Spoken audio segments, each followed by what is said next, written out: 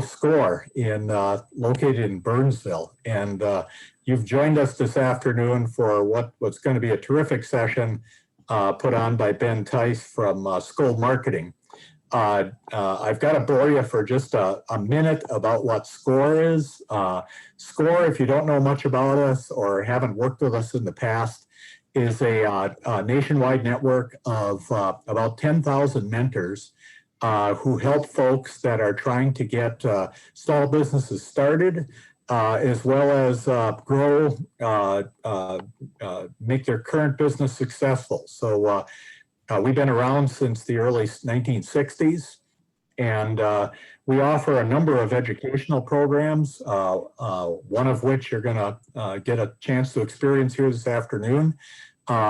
If you'll check our website, which is at southmetroscore.org, you'll see a number of things out there. What we're doing this afternoon is actually part of a 10-part series. We've got a number of workshops that'll be coming out there that we'll be doing even beyond the 10 workshops here.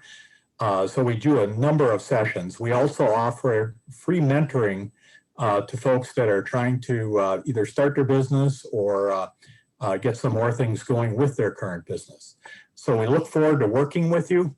Once again, check us out at southmetroscore.org, and we'd love to hear from you. So with that, I won't take any of the important moments from our speaker this afternoon. Ben Tice is joining us. Ben is the founder and president of Skol Marketing, and Ben's had this going since 2012 and does just a terrific effort around helping small businesses, getting them going with Google, as well as just a number of other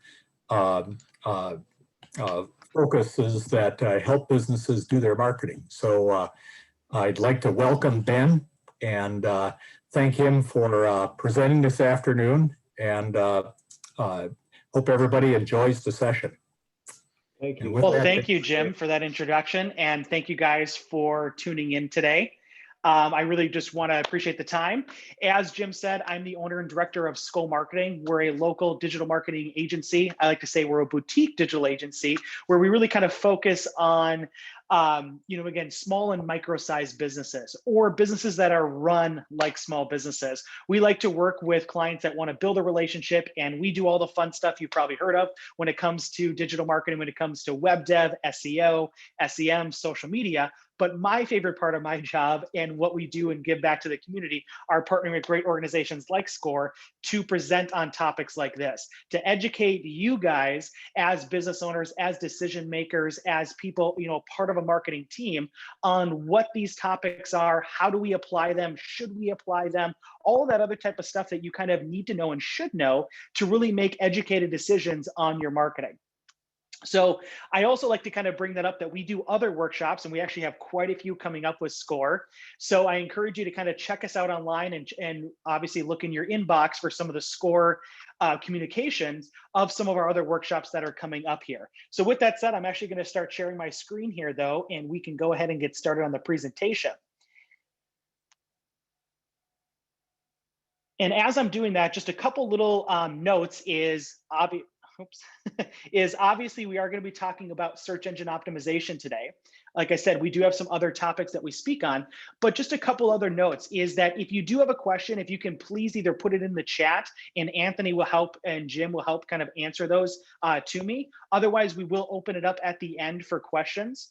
And then also, if you, again, if you have to leave early, if you have to, duck out, no worries at all. Know that we will not only be giving you a copy of the presentation you see here today, but also a recording of it. So that way that you can also, reference this. So feel free to take notes, feel free to do whatever you like, but know that you are getting a recording and a copy of the presentation. So I really encourage anybody to ask questions and to do that. That's also why we do these live.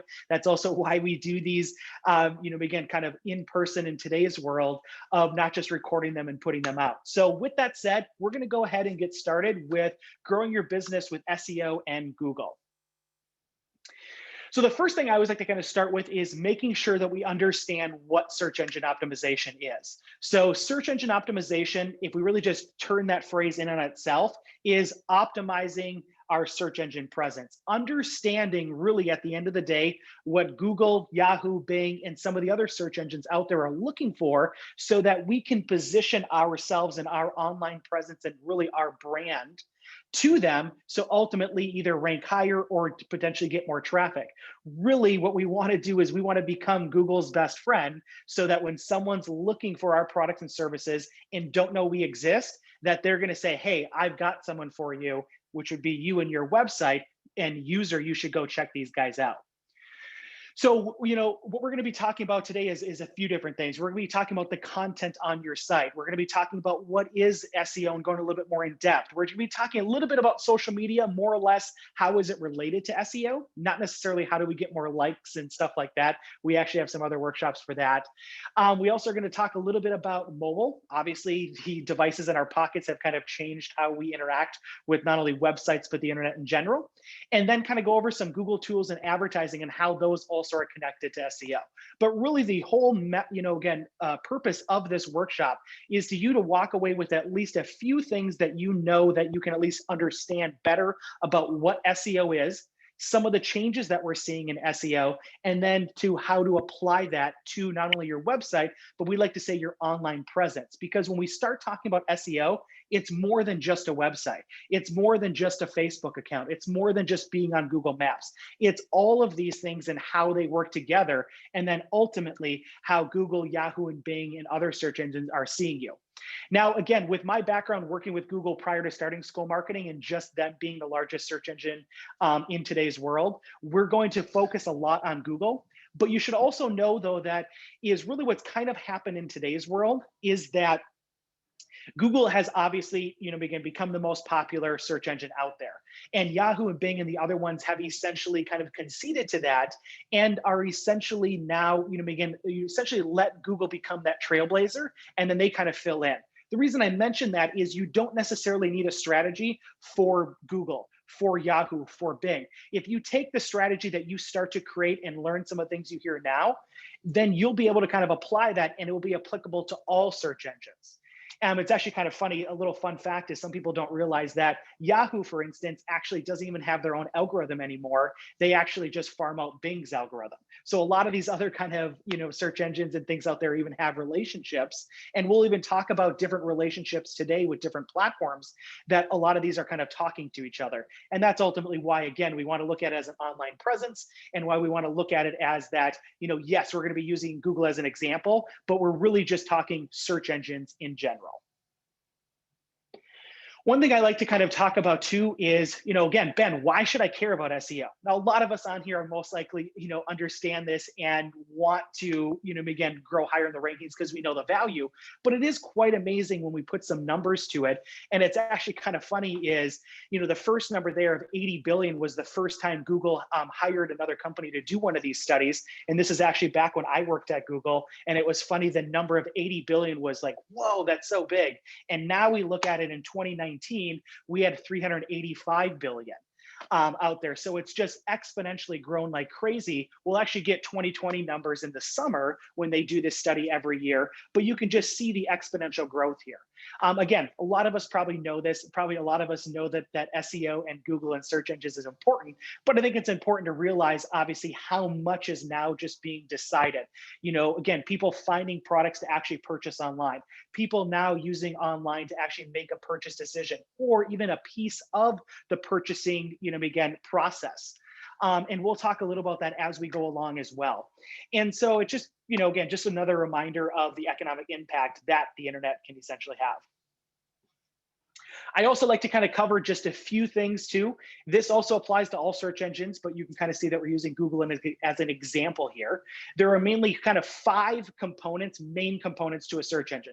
Now, again, I'm not gonna lie, there are other ones. You may see sometimes you might see a Twitter ribbon, you might see a photo ribbon. There's obviously other components to a search engine that you might see for a search, but these are the 5 main ones that a lot of times are gonna be applicable to your small business, to your website, or just kind of in general. So just so we know that we're all on the same page, or if you hear me say some of these terms, Just let's quickly go through them. So anytime you do a search on Google, and it doesn't matter if you type it in, if you speak it in, if you say one letter, if you say a whole sentence or phrase, that's called a search query. So anytime you do a search with whatever it is, it's called a search query. Then you'll get something that most likely looks like this, or may look different depending on some of your searches. But normally at the top now, we're going to see some type of paid advertising, most likely. Then a lot of times, depending on if we're a local search or not, we may see some local listings. We actually call this the snack pack. So it usually is pulling in the 3 kind of top suggested local listings there. We also then have organic search results, which is a lot of times what we're going to be talking about today. But here's kind of the thing, and you'll hear me say this throughout it, is all of these components are actually influenced by SEO. So while yes, paid ads may be ahead of us, is actually having better SEO actually can improve our ads. Same thing with local listings, same things kind of with the maps. So SEO is going to be kind of the core essence of your digital marketing strategy, of ranking on on search engines or Google or just SEO in general. And then to the right there, that's also called your knowledge graph or your ID card. This is just more a visualization of a lot of times a business. So if a specific business is searched, or sometimes if it's so directly related to somebody's company, Google a lot of times will pull in what they kind of call a knowledge graph or an ID card. And again, Bing has one, and some of the other search engines have them as well. But that's really what it's just giving you more information about them. So when we start looking at SEO, it's important to realize that there are actually 3 different types of search engine optimization. So the first is going to be back-end optimization. This is going to be everything kind of behind the scenes. This is the one that, I'm not going to lie, kind of freaks people out, or we're dealing with things that people aren't familiar with. This is sometimes we may have to deal with some coding. We may have to deal with, again, HTML, which is coding, but just, PHP language and things like that. Also, this is where a lot of times you'll maybe be dealing with some of your settings or your plugins. Sometimes they call them wizards. If you use like Wix or, again, Weebly or Squarespace, if you use plugins like Yoast or all-in-one SEO on WordPress, this is, again, that's going to be applicable to backend. Pretty much everything that's kind of being done behind the scenes, but a user really couldn't see that. This is an opportunity for us to actually kind of communicate those things to Google. The other one is front-end optimization. This is the one that a lot of times people usually kind of think of when they're trying to do SEO themselves, because this is everything that you can see on a website. So this, for instance, is going to be all the content, all of the media, just even like the user experience, all of that kind of stuff that goes into you or a user actually experiencing your website. That's going to be front-end optimization. So everything that not only you can see, but obviously Google's also seeing that as well. And then last but not least is offsite optimization. So this is going to be everything that's not, has to do with your website, but everything that's actually pointing to or related to your website. And so, like, as you can kind of see here, 2/3 of SEO is obviously your website, but we have a whole third that's not even just our website. And that's where we kind of talk about that. It's not just our website. Yes, that may be the core of what we're working on and the core of our online presence, but we have all this other kind of stuff that could be pointing to it. And that could be social media accounts, local listings, videos. If you're maybe a part of the Better Business Bureau, BNI groups, anything like that maybe have different profiles. Obviously, even Angie's List, and the list goes on and on of different things that, again, aren't your actual website, but are pointing to your brand, that are pointing to your website. And one thing I always like to kind of clarify too is, there technically could be 10 different Skol Marketings across the world, but there's only one skolmarketing.com. Same thing with your business. That's really kind of the key that connects, obviously, a lot of your offsite to your current, again, your website. So make sure that, when we know that we're utilizing that URL, it's pretty, again, kind of self-explanatory, and you're almost forced to use that on a lot of them, but just realize that that's actually how your, again, back-end and front-end optimization is connected to your offsite optimization is via that URL. And then, so now that's the 3 different types of SEO. And then now we have to understand that they're done in 2 different phases. And this is something that kind of a lot of times trips up a lot of times people. Honestly, we've seen companies that, again, get tripped up with this as well. So really we have 2 different types of phases. Now, one is more of a, again, one-time type of phase that we want to just make sure is done right. And then it shifts onto the one that we're more familiar with. And so the first one is called foundational SEO. The biggest thing that, one of the biggest things if you want to take away from this workshop is that what you want to do is you want to approach SEO like you're trying to build a long-term business relationship with Google. Now, again, any long-term business relationship isn't going to happen overnight. You aren't going to be, again, your, referral partners, or you're not going to be their number one person they think of overnight. It's going to take time. But with that, though, is you have to make sure that you introduce yourself correctly. And the other person, if we're talking about the offline analogy here, has to know who you are and what you do and feel comfortable recommending you. So that's what we kind of call foundational SEO. What it's doing is it's laying the foundation to your relationship with Google so that ultimately Google knows at the end of the day or end of that process what you do and where you do it, or essentially almost who you do it for also, if you want to put it that way as well. And so this gives Google an idea of goes, okay, hey, I understand what Skol Marketing does and who and where they're kind of doing this for. And so then what we can kind of do from there is once Google knows that, once you're, again, once they understand who we are and what we do, then we can move on to, okay, now that you know this, now I want to actually create a relationship with you so that when someone searches X, Y, and Z and doesn't know we exist, you can recommend us. And that's where we're actually building that relationship on an ongoing basis. Again, just like how you would with an offline business relationship, you would maybe meet them at a networking event. Maybe you'd have another, again, talk or two so that they firmly know what you do, where you do it, who you do it for. And then we would look to actually kind of build a relationship with them. You wouldn't expect someone to be your number one referral partner if you never talk to them again, if you don't answer their phone call, if you don't reach out. That's kind of the analogy that we're kind of talking about here. And we'll get into obviously how we can do that, both foundational and relational. But that's really what we're kind of talking about here is we need to set the foundation with Google, and then we need to move into on an ongoing basis, monthly, quarterly, yearly, of how we can kind of not only build that relationship, but it may be even sustaining that relationship as well. Because just like anything with offline is you may think that you have a very good relationship with someone, but you don't know who else they're talking to or who else they're networking with or connecting with. Same thing with Google. We need to make sure that we appreciate and that we're looking at that relationship there.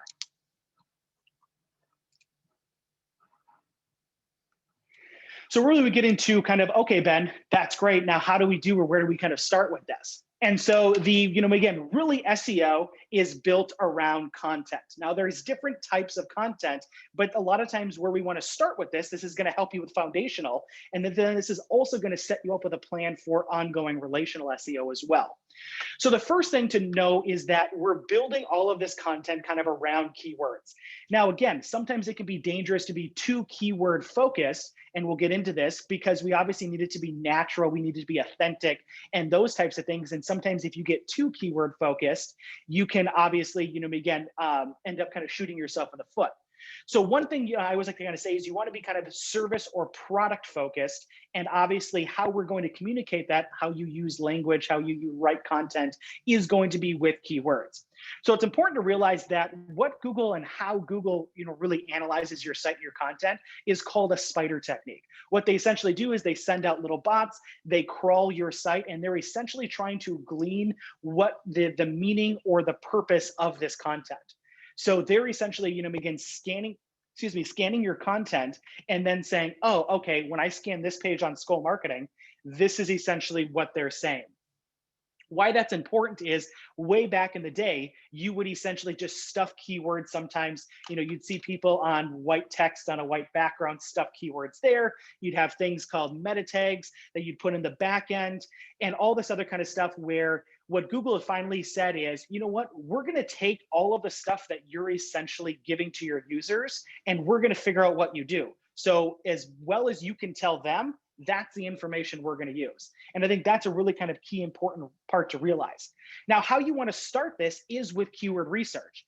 The beauty of SEO also too is if you, again, if you came to me and said, hey, Ben, well, I've had my website for 10 years. Do I need to do this? The answer is, if you've never done this, yes. And the other thing too is it's okay to go back to Google essentially and say, hey, I want to reintroduce myself. We maybe never did this properly the first time. So why don't I come back and make sure that you firmly know what I do and where I do it?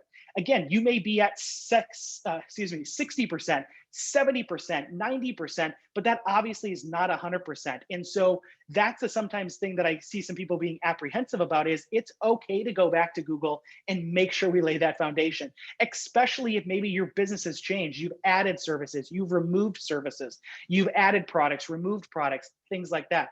Geographically, maybe you've moved. A lot of those things can have an impact in it. So what you want to do is you want to start with keyword research. Now, again, you can go as in far depth, with keyword research as you want.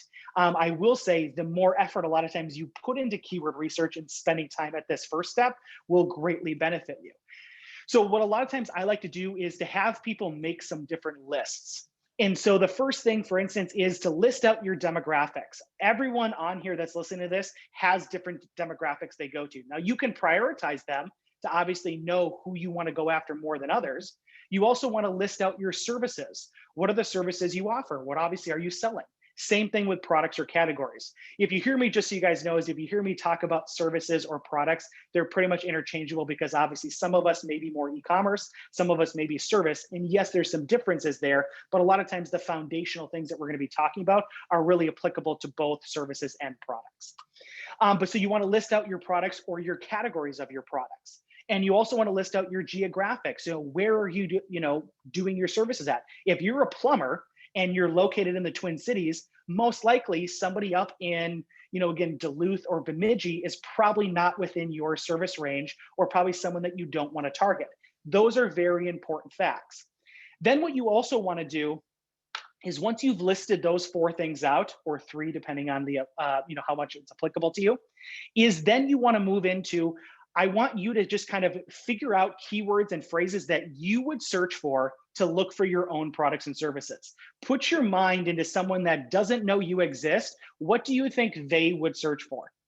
Now, here's the thing is, you could at the end of the day stop where we're right there and you could just say, hey, I've at least done some keyword research. And it's true, you could at least do that. And because really what we're doing then is the reason I would have you list all of these out is then you would actually start creating keyword phrases. So for instance, if we're talking about that plumber, again, demographics may be, I want to do small businesses and residential. Services is obviously the different types of plumbing. I'm not selling products right now, so I don't need to worry about that. And geographics are going to be, for instance, again, maybe it's the Twin Cities.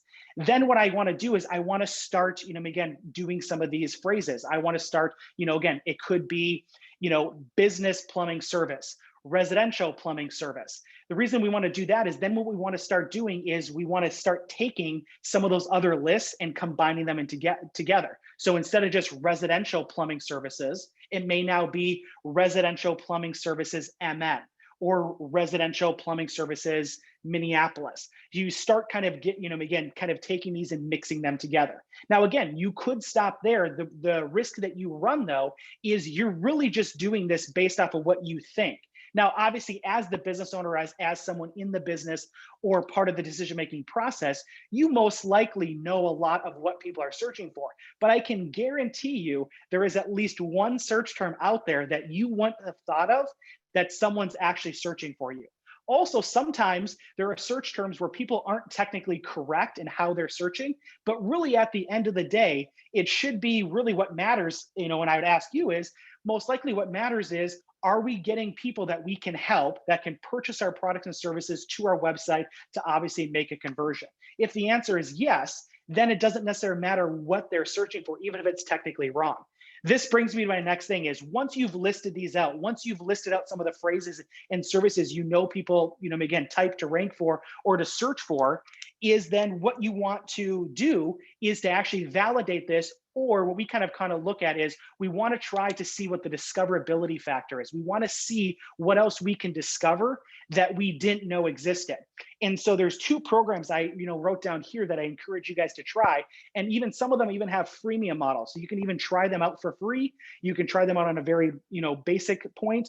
And then if you want, you can go further. What we can start to do is we can start to input this data. And then essentially what these programs will help you do is either validate some of those terms and locations that you thought of, but also most likely even discover new ones that you could be also targeting, and then also even showing you kind of the competitiveness of those keywords. Because that's also going to be key, is once you have these keywords and these key phrases, what you essentially need to do is you need to prioritize them of how we're going to attack SEO and how we're going to rank further and better and create a better relationship with Google. But obviously we have to prioritize them. Well, again, not only should part of your process of prioritization be what do I want to rank for as a business, but also should be looking at, okay, maybe what is some low-hanging fruit? Yes, this search term that I really want to go after is, again, being searched 100 times a month. That's great. But unfortunately, it has so much competition. That doesn't mean we can't go after that, but maybe we want to go after this other term that's only being searched, again, 10 times a month. And we can look to kind of nab that, again, equity there, and then build off of those and actually go after that low-hanging fruit as we start to climb the tree and go into the higher hanging fruit as well. So again, this is where you want to start with it. And again, keyword research is so critical to your SEO. If you just kind of start come guns a-blazing and not having a clear direction, that's where a lot of times you can make mistakes, or you can be making assumptions that could be hurting you not only currently, but also into the future. The other thing too is once we have those and we prioritize those, now we need to make sure that we have significant amount of content. Not only obviously is content good for marketing, it's going to help users potentially decide if they're going to hire you, purchase from you, whatever conversion you're looking for, but also it's another way to communicate with Google. And so there's 3 kind of buzzwords I like to kind of use and make sure you're kind of keeping in mind as you're writing this content. So the 3 are unique, natural, and relevant. So unique content is saying, we want to get away from copying and pasting. You want to make sure that you go through the process and you create your own content. Again, that may be working with a copywriter. That may be working with someone else in your company. That may be just, you writing it yourself, but you just want to make sure that you are creating it yourself and not just copying and pasting. You want to make sure that it has a naturalness to it. What we're really talking about here is don't just stuff keywords into a paragraph, into a page. Naturally speak, because believe it or not, Google actually has has actually technology that can look to see if you're actually stuffing words in there. It can actually have a negative impact on you. And then last but not least is relevancy. We want to make sure that our content is relevant. This a lot of times happens with blogs. This just a lot of times happens to make sure that your services are completely up to date, because remember, anything you put on your website, A, user could see, and then B, Google's using to help understand what you do, where you do it, and to build that relationship. If you start to, again, do something different, you're obviously going to have to communicate that to Google so again, they can keep up to date with you. Another really big thing too that you want to make sure that you do is to make sure that every service that you do has its own page. This is a huge mistake that I see a lot of people make on websites is we just have one service page with a couple bullet points or even a paragraph for each. Well, think about it from this point is, Google's looking at your website and looking at the content there. And if you're telling Google that you can explain your services in a couple, again, bullet points or a couple sentences, it doesn't bode well for you to make the claim to Google that you're an expert in this field, that you actually really prioritize and are really good at this, because again, you should be able to kind of explain that more, explain what your service is, what it does, who it does it for, why should someone, hire you for or purchase this. It takes more than a couple sentences to do that. Also, here's the other thing that happens is hypothetically, say we have a lawn care service and they do lawn care in the summer, they do fall cleanup, and then they do snow removal. Well, if I'm in the winter as we are right now and I'm looking for snow removal and Google goes, okay, hey, well, this lawn care company has a page that has that snow removal on it, but here's the thing is it only matches 33% of the content. Now, if you as the business owner of that lawn care company took that, again, that third of that content and now put it on its own page and even fleshed it out, now Google goes, hey, I've got a match for you, and it's 100%, because 100% of that content now on that page is now dedicated to the service that you're looking for. That's another key component of why we need service pages, or potentially product pages or product category pages, to really kind of help Google and even help your users get them in there and be as specific as possible with yours. So again, some of this may be different for everybody listening to this. I've had some clients that they split off their service pages by industry, by actual service, by the problem that it solves. There's a lot of different strategies that kind of go in there with marketing, but at the end of the day, you need to make sure that you have different service pages and being more specific. And if you can build more specific pages to more specific services, that's going to be, again, most likely yield you the best results or the best chance to have that communication and that relationship with Google. Other thing too is just with relevancy, I always like to kind of throw in there blogs. Blogs are just a great way to kind of keep adding really good keyword-rich content to your site. It's a way that you can consistently add content. It's a way that you can consistently change and adapt some of your content on there and have people, again, essentially kind of find you for different services or different issues that are related. Obviously, you're becoming a resource for people at that point. And then also just realizing when we talk about content, we're not just talking about, it's not always just words. The majority of it is, but we can be talking about images. We can be talking about videos. We could be talking about multiple things, again, there, with that. But again, words are going to be the most important piece to it. Also going into it, I just mentioned this, was video. Again, video content is going to be very critical. And it's one of those things when people come up to me and say, hey, Ben, what's one of those things I should maybe be focusing on? Or where's a really good competitive advantage? Or what's Google really looking for? Honestly, the answer a lot of times is video. Video, and especially with YouTube, and I'll get into why here in the next slide here, but I just want to say that YouTube is going to be the recommended platform because it's going to give you the best, again, SEO value overall. Now, again, doesn't mean you can't use Vimeo, you can't use Dailymotion, you can't use all these other types of platforms, but if you want to take SEO seriously and you want it to be benefiting you, YouTube is going to be the way to kind of do that. Also realizing that I'm not just talking about that you need to go hire a film crew to kind of do these. You can do them with your phone. You can do them, again, with your computer. A lot of times we record these workshops, and for Skol Marketing, that's a great piece of content. Look for ways in your own business that maybe you can do behind the scenes. Maybe you can, interview people. Maybe you take one of your blogs and you create a video of discussing it or chatting about it. There's a lot of creative ways that you can create videos, again, for your business without having to hire someone. There's a lot of times, again, infographic videos or programs out there where you can use stock videography and even create some of your own. So just really kind of just start with one and kind of go from there. But videos, again, I know are going to be definitely a little bit trickier than blogs per se to kind of create. There's a little bit more that goes into them, but it can definitely help you out and be, super beneficial. Another thing you want to make sure you're keeping your site up to date. I kind of mentioned this previously, not only from a marketing perspective, but Google actually does look at how often you're actually updating your site.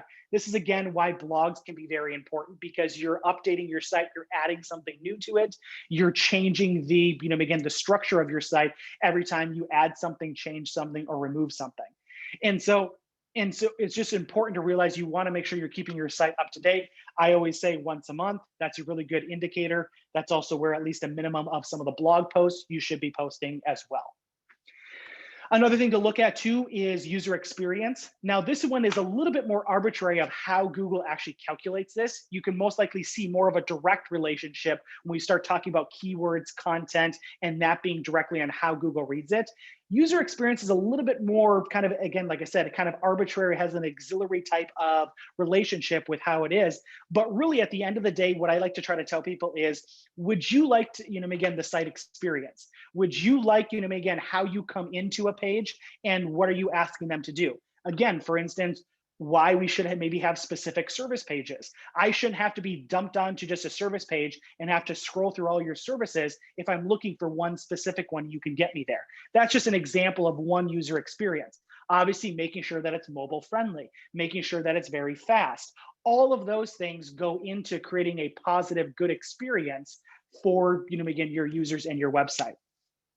User paths are really kind of what I was just kind of talking about is if you have someone coming in for snow removal, there's maybe a process that you want them to kind of do. If they're coming in to buy a product, again, there's most likely a process that you want them to do. If that's, coming in directly into that landing page and then maybe filling out a form right there, or maybe it's going to the contact page.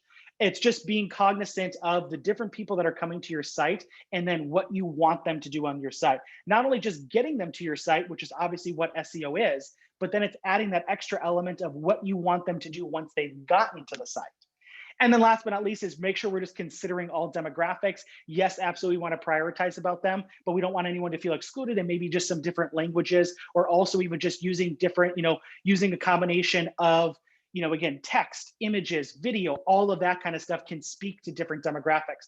There are people there that, for instance, really like to read stuff. Well, again, you can have a page that really kind of speaks to them in a certain way. You could have a video on that page that really kind of speaks to more people that would actually rather listen or watch something to actually digest or learn or make a decision that way.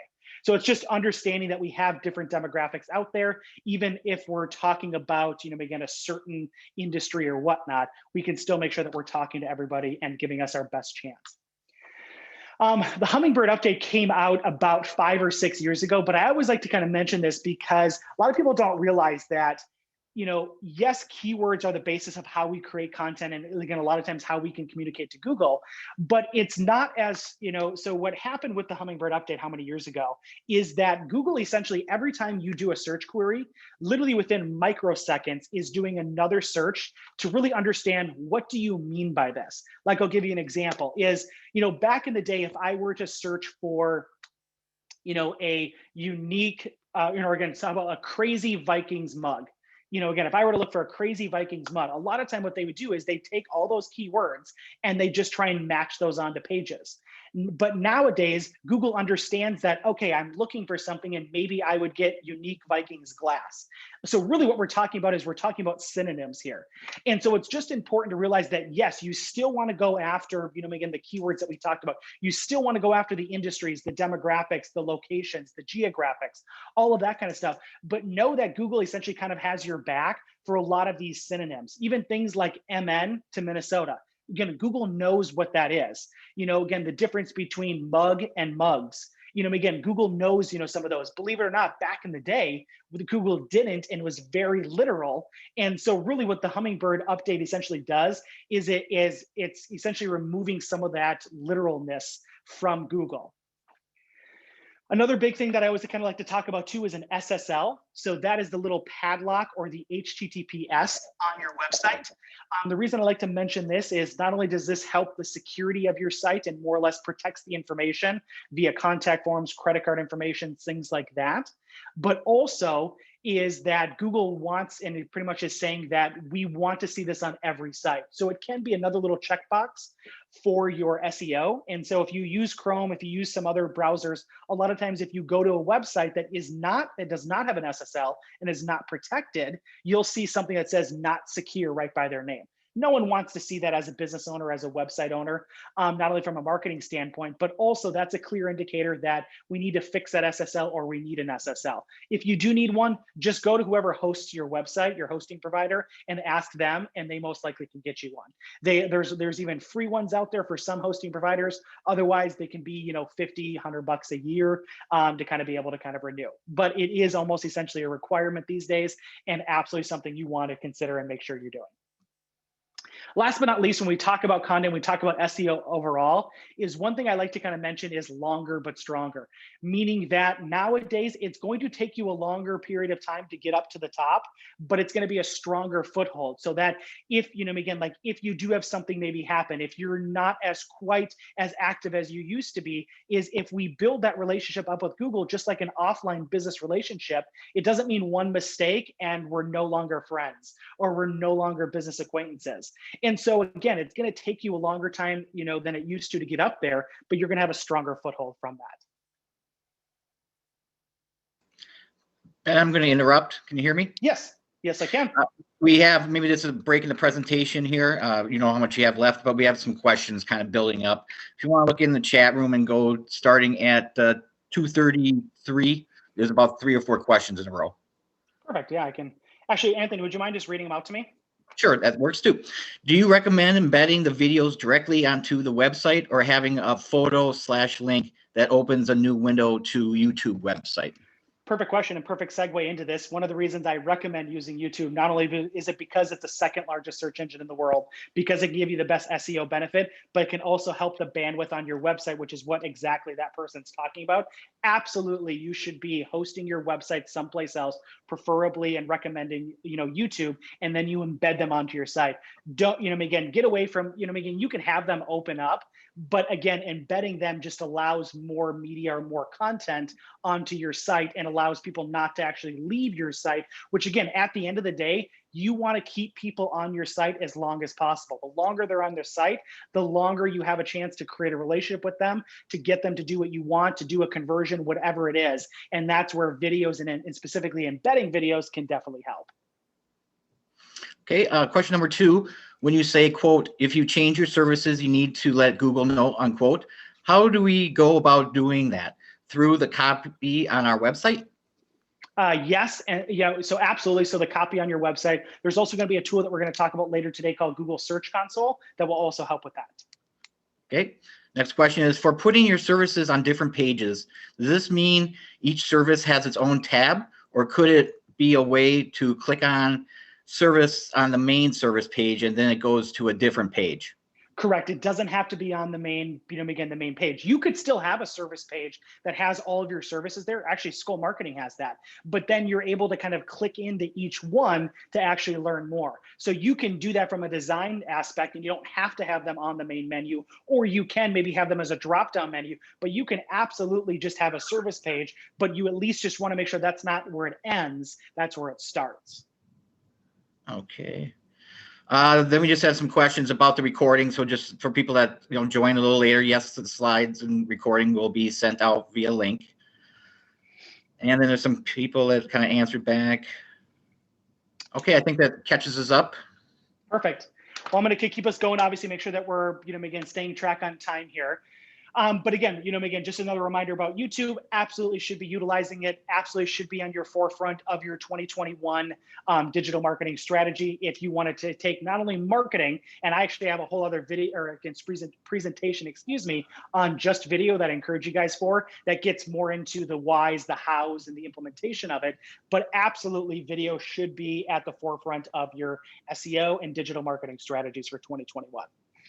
Now, when it comes to social media, like I said, we also have another presentation that goes into how do we get more likes? How do we get more engagements? Should I be on this platform? All of that. But I just want to take a break here and just talk about social media from an SEO perspective. Believe it or not, again, platforms like Facebook and Twitter actually have a relationship with Google and actually share some information back and forth. And so with this, though, is, we can use this to our advantage, and we can also take advantage of this and just understand it. So what we kind of look at is sometimes social media is the forgotten benefit of SEO, or the forgotten benefit of social media is SEO. And so really there's a few platforms here that can actually help, that Google essentially indexes posts and content from your business pages that can actually help you just look better. Again, it helps your whole online presence. And so the 4 are Google Plus, which technically was deprecated, but the reason I leave that on there is that there's something called Google Posts, which essentially it kind of was replaced with. And Google Posts is connected to Google My Business, the little red pins on the map. And there's a feature where you can essentially post, almost like you could do a social post on your Facebook or Twitter, but now you can do that there. So essentially, if you've heard of Google Plus, or maybe you had a Google Plus, that has essentially been deprecated now. But now we're moving into what's kind of Google Posts. I'll get into Google Posts in a little bit here on the next slide, but just want to mention that that is a good thing that Google can index. Next is going to be Facebook. Now, this is for Facebook business pages. And this, again, allows Google to see and index all of those posts that are being done. The beauty of it is the more you post doesn't mean that if you just start posting like crazy, you're going to rank higher, but all of these things work together and all of these things build off of each other. Same thing with Twitter. Pinterest, if you have any pins, they can actually be found within Google Images. So the idea is, just because you don't see your favorite social media site here doesn't mean you shouldn't be utilizing it. It's just that these 3.5 to 4 are going to be the main ways and the main benefit and really the clearest relationships that Google has with them. So it's just important to try to be on different platforms, to, again, be active on those platforms. And you can also see on the far right here too, is with that knowledge card or that ID graph that we talked about at the beginning, it can actually pull in some of your profiles. So if someone's looking for Skol Marketing, they can see some of our profiles. They can see our, again, votes or reviews on Facebook. It can pull that kind of stuff into there as well. So there's a lot, again, like I said, there's a lot of different benefits here with social media that are, that we talk about differently. But when it's specifically about SEO, there actually is a correlation there and something you want to consider. Next is just kind of talking about the mobile experience and just the transformation of that. And so with that is we can kind of see the first three. I apologize, there's a little typo there. I'll have to fix that. But the first one is mobile first indexing. And really what that is saying is that, again, previous to last year, is that what Google used to do is that Google would essentially, look at your desktop first and then really kind of apply, again, that score, and then, again, look at your mobile experience or your mobile site second. Well, now they're doing it the reverse, because people have been, again, because they're looking at mobile devices so often. Over 50% of the, again, the way that people access the internet is done via mobile device. And so it's important. The reason I point this out, though, is remember when we were talking about, again, the content, when we were talking about the user experience, user paths, all of those important things. Well, now we honestly need to value the mobile device experience more than the desktop.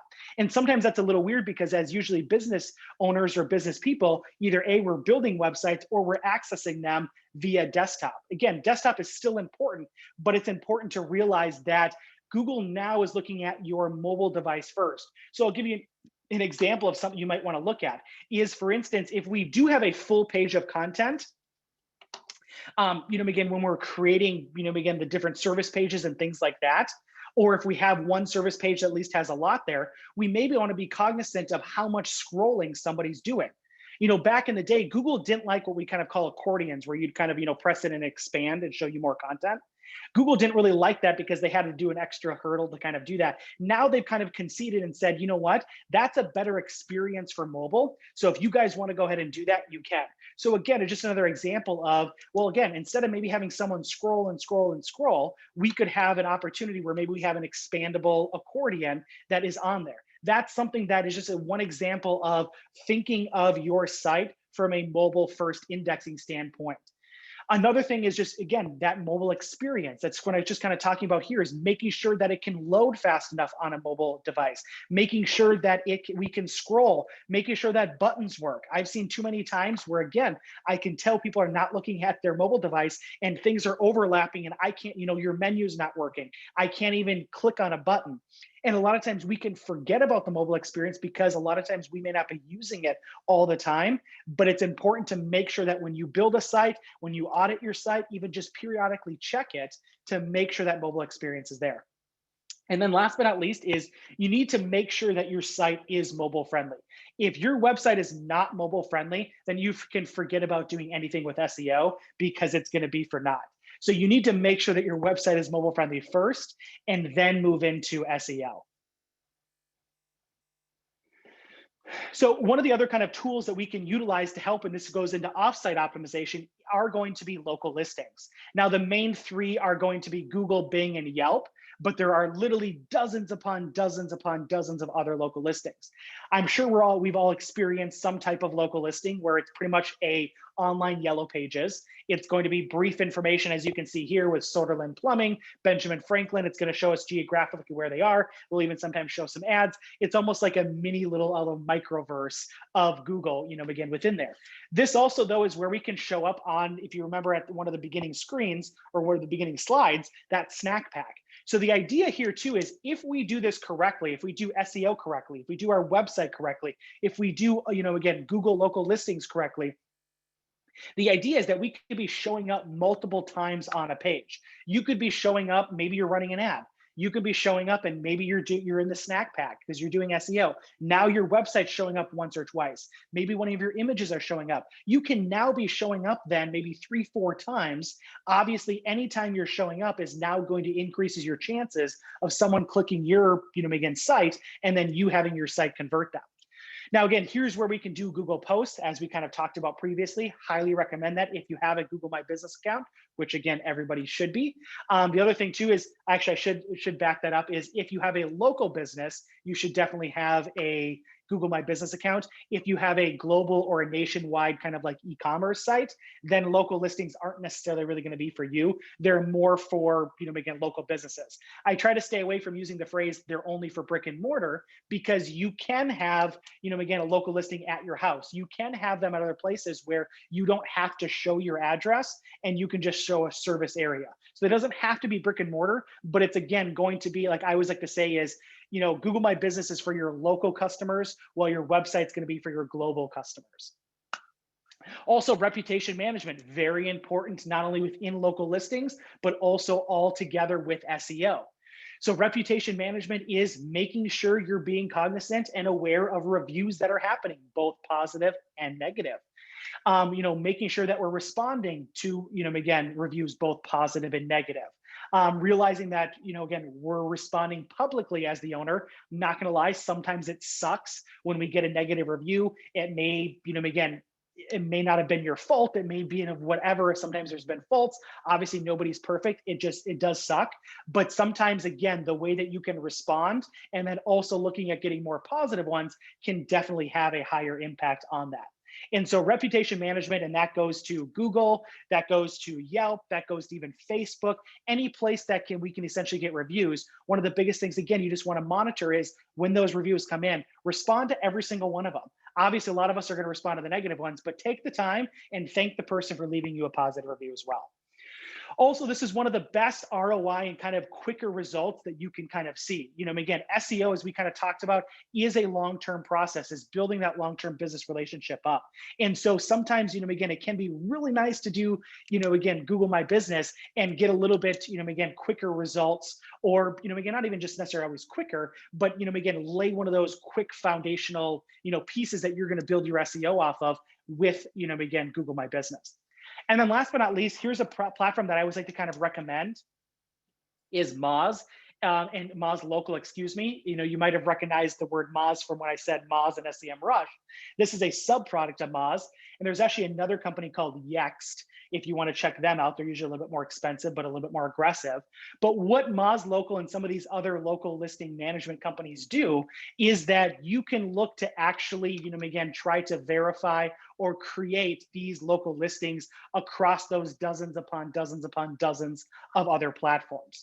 So because this brings us to our next thing, which we call NAP. So NAP is your name, address, phone. You want to try to have as consistent as possible name, address, and phone across the internet. Now, obviously, the more places we can put NAP, name, address, phone, within different local listings, within the major ones you're seeing here, is beneficial. But just in general, you want to make sure that that NAP is as consistent as possible and is as frequent as possible as well. That will also help Google understand you, verify you, and or verify you from an SEO perspective, not a local listing perspective, but also just kind of help your presence overall. So another tool out there is Google Analytics. Excuse me. And so Google Analytics is one of the tools, one of the only tools that we'll talk about today that just doing it isn't necessarily going to help your SEO. But what it does, though, is it helps you validate. It helps you, again, understand what's happening. Now, again, this is one that we actually have a whole other presentation on as well. But just within kind of 60 seconds here, what Google Analytics does is it's essentially going to tell you all the stats, metrics, and analytics that you could probably think of on your site. And so, like you're going to see the demographics, you're going to see the location of visitors, how many people are visiting. Now, one thing that it doesn't do that it used to do back in the day is give you keywords that people searched into to find you. Unfortunately, that data is no longer available due to Google's privacy policies changing. But what you can do, though, is something called Google Search Console, which we'll talk about right after this, is that you can actually connect your account to Google Search Console, and you can at least get some of that data back. So it's not, again, the here all end all, it's not nowhere near what it used to be, but you can at least get some of that data back. Now, again, if you are also running any type of Google ads, you'll get some of that data as well. But unfortunately, it's not where it is. But this is the best that we've got with a free product and tool such as Google Analytics. Absolutely, everyone should be on Google Analytics. The other thing with Google Analytics too is that it cannot retroactively go get data. So that is the one kind of tricky thing too, is you need to make sure that it's running and make sure that it's running correctly. Kind of like that foundational piece is, we just need to make sure, and then we just kind of let it run then after that. So again, one of the other tools that I've mentioned a couple times now is Google Search Console. This is another free tool that Google has. Now this, again, tool really kind of allows us to kind of communicate to Google in a way that we weren't able to do before. It allows us to see kind of how Google is reading or analyzing our site in a way that we weren't able to before.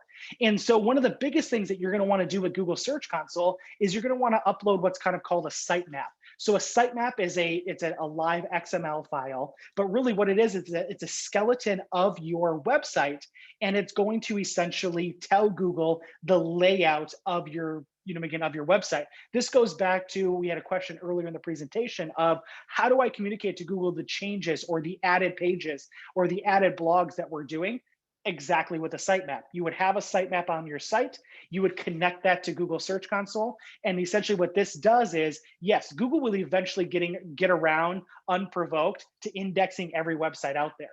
But what this does though is this essentially, lets you raise your hand to Google and say, hey, I made a change. Can you come here and check it out and make sure you have the correct information? So obviously we want Google to do that as effectively as possible and as fast as possible. And that's what Google Search Console allows. Also, we can get some basic analytics with some of that keyword data I talked about before. Also some alerts. So Google can say, hey, we're having a hard time reading this, or we're reading it this way. Something's up with your mobile experience. And Google can actually tell that to you, and you can see if it's a warning or an error. Warnings are more or less going to be some more suggestions. Error are going to be, hey, you got to fix this because this might be affecting our relationship with your website right now.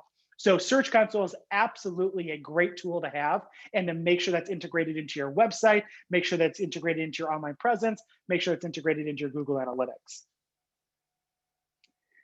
Okay, last but not least is going to be Google Ads. Again, another topic that we have a whole presentation on. But again, the reason I like to bring this up here is that while running Google Ads is not going to improve your SEO, having better SEO can improve your Google Ads. And again, the idea here is that if you run Google Ads, you do SEO, you do Google My Business, you have pictures and things like that, you can be showing up multiple times on a Google search. And obviously one of those things is Google Ads. Now, again, this is the paid model, and this is a paid type of program for doing it. But really the why I like to kind of bring this up is the correlation to SEO is that Google at the end of the day is going to take the money from someone that wants to advertise. But their philosophy is that if I have a better relationship with you, I, again, know that the user that we're recommending to you is going to have a better experience. And I would rather, again, recommend them to you than someone I don't have a relationship with or I don't trust as much. And this is where you can actually help your account improve, your cost per clicks, you get better rankings, because again, you have a better relationship. But I do want to be clear that it is only a one-way street. If you start running ads, that is not going to, impact your SEO and have you rank higher on organic. So with that, with the recap, I know we've got some questions kind of coming in, but so I just want to make sure that we kind of recap this and then open it up to any more questions that you guys may have before we kind of, wrap this up. So again, we were talking about SEO, search engine optimization, realizing this is a business relationship with Google. Looking at content is key and making sure that we understand it starts with keywords and how in depth we want to go, either with tools or ourselves, looking at those different lists we talk about, then integrating those into different service pages, product category pages, making sure that we're keeping in mind the unique, the natural, the relevant type of buzzwords. Looking at video content, seeing if we can get video content, knowing that that's really not even just the hot trend, because I don't like sometimes saying that because it's not going to go away, but it is one of those things where if you were to ask me what's one of the best ways that I can really start taking my digital presence or my SEO seriously, would absolutely be video. Looking at some of those tools we talked about with Google Analytics, Search Console, Google Ads, how those are related to SEO. Also how social media, how, again, mobile devices play a part into this. At the end of the day, like we said, it's a business relationship with Google. You have to start and you have to set that foundation, and then you have to create that content. And then it's utilizing some of these tools to either help influence that or vice versa, knowing that what you're doing is going to influence them. So with that said, I'd love to open this up to any more questions that you guys may have. Okay, I'm going to jump in here for a second. First, before we go into the chat room, there was some questions about upcoming workshops, such as the analytics and ads. And so one, look at Ben's website, event calendar, number one. And number two, when I send out the recording for this event, I'll also send out links to the other 5 workshops that SCOR is working with Ben on. With that said, the first question, how often should Google posts be done? I usually recommend about once a week. Okay. How do you get shown on local listings, and how do you get a quote Google My Business account? Yep. So you would go to google.com/business and you would start your process there. You may already have a listing online that you don't know about that is unverified, because Google does scrape different types of information sites to be able to actually create those, because they know not every business owner is going to do that. But absolutely, you should make sure that yours is verified. So you would start with going to google.com/business and starting from there. That also brings up a good point too, is that if you guys ever have a question about where do we start with one of those, the analytics, Search Console, is if you ever forget the URL, again, just Google it. So Google Analytics, Google My Business, and you'll be able to kind of find it as well. What would you recommend are the top 3 items to be tracking on Google Analytics? So my favorite types of reports are going to be acquisition. It's going to show you where people are coming in from. So I think that's one of the most important type of reports to kind of look at. Now we can get into, again, like how many people are coming to your site, and all those are quantitative. I like more of the qualitative. Where are people coming in? How long are they spending? If you set up conversions, again, how much are people actually converting from where? So there's a few different things, but what I would tell you though is my favorite types of reports are going to be the acquisition, because that's going to tell you more where are people coming from, and then what are they doing from those channels. So you can compare again, organic search traffic compared to direct traffic, someone typing in skolmarketing.com, to social media traffic and those types of things. A couple more. We have a Google listing that has our old address for us and have not been able to find a way to correct it. Is there a good source for that? Yep. So you would still want to go through google.com/business. If you have further questions, you can reach out to me, because sometimes it can be a little tricky, unfortunately. But really, you should be able to kind of go through google.com/business, and you'd be able to try to verify that location and then be able to change that. Okay. Where can I find the Google Search Console? Yep. So just Google Search Console, and it'll bring you right there. It'd be the first one that pops up. Okay. Google posting means put something on Google My Business? Correct. Okay. So I have to leave soon, so I probably will catch on recording, but can you talk about GDPR and when that would be a concern, because web is international?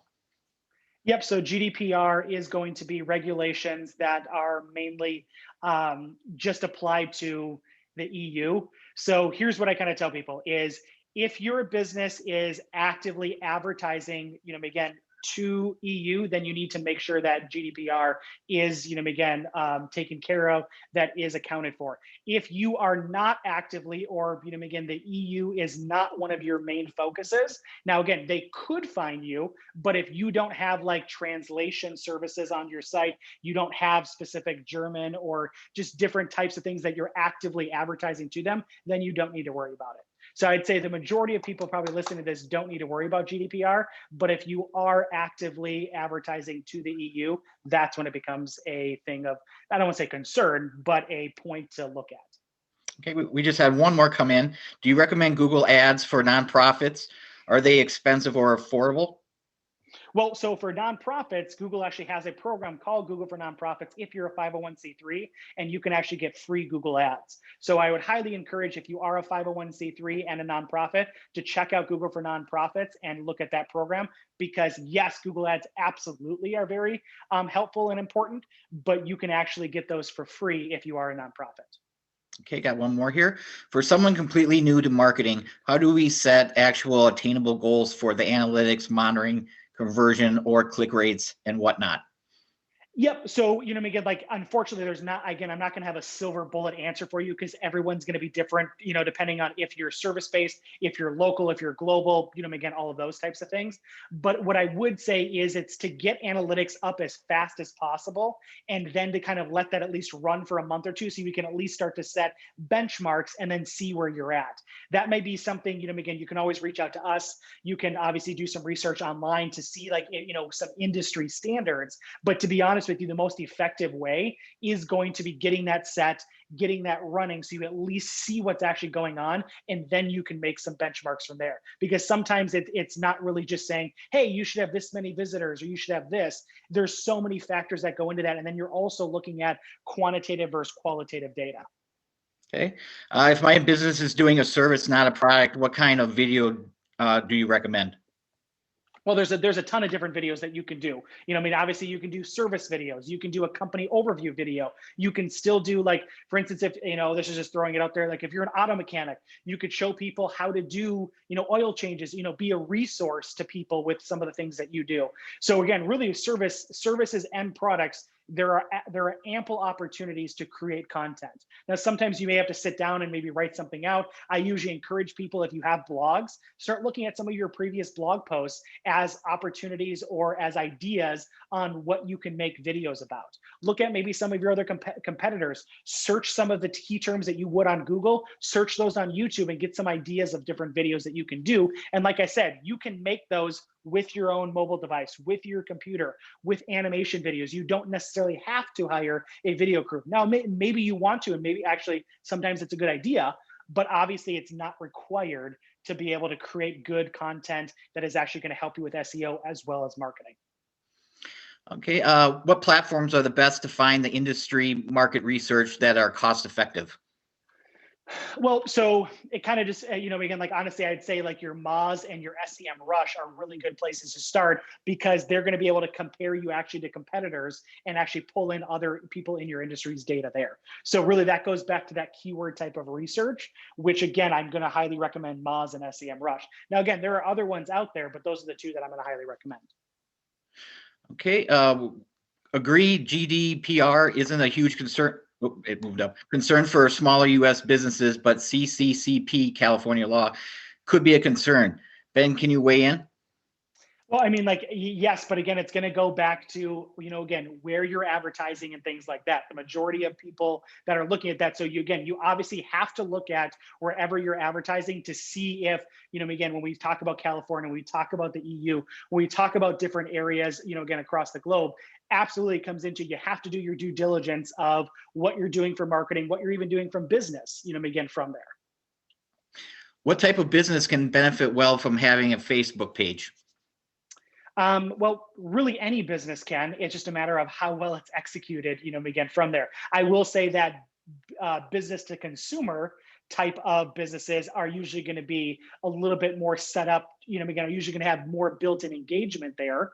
So B2C clients are there, but absolutely, like, we're a B2B client and we do, very well on social media. So really it shouldn't matter if you're a B2C or a B2B. It's the, again, it's the amount of effort you put into it, the amount of creativity and the amount of execution that really makes a social media account. It's not the type of company. And that's actually a big misconception because some people think, oh, well, that, I don't think my demographic's on there, or I don't think my industry's on there, my competitors on there. You're making a lot of assumptions. Also, you may be, again, short selling yourself because you may be a competitive advantage to actually do some things maybe your competitors aren't doing.